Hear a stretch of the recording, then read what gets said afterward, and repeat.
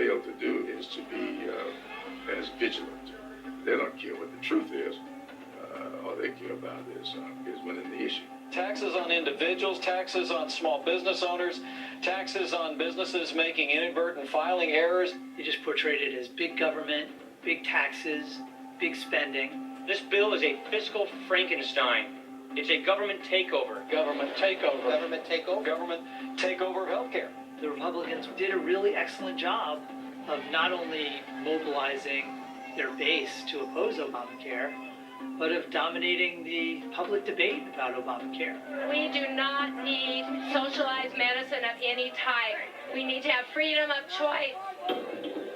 Now, during Congress's summer break, Democratic members went home to rally support for the bill, but they were totally unprepared for what awaited them in their respective districts. A full-on revolt against the bill at a grassroots level. Now, at the center of the controversy was a deep-seated fear that it would lead to so-called socialized medicine and the rationing of health care.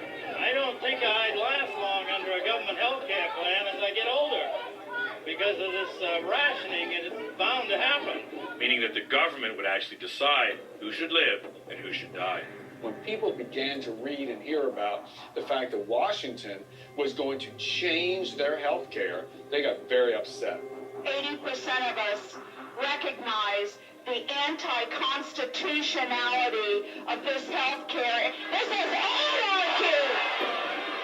Members of Congress are back home holding town hall meetings, and in meeting after meeting, there's been a pattern of disruption. This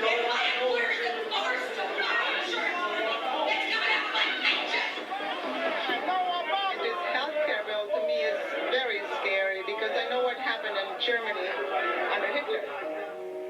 Now, the opposition to the Affordable Care Act became so heated that President Obama called for a special session of Congress just to defuse the situation. Some of people's concerns have grown out of bogus claims spread by those whose only agenda is to kill reform at any cost. The best example is the claim made not just by radio and cable talk show hosts, but by prominent politicians, that we plan to set up panels of bureaucrats with the power to kill off senior citizens. Now, such a charge would be laughable if it weren't so cynical and irresponsible.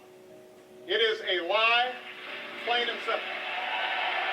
But the fury that had swept through the country had emboldened the president's critics in Congress, especially those who thought the law would promote abortion and give free health care to illegal immigrants. The reforms I am proposing would not apply to those who are here illegally. South Carolina Republican Joe Wilson shouted out to the president in Congress, "You lie," and it immediately made him a conservative celebrity. The gentleman from South Carolina, Joe Wilson! Now, while he was formally rebuked by Congress, Wilson became a hero to the growing ranks of the Tea Party for daring to shout down the president from the House floor for the first time in modern history.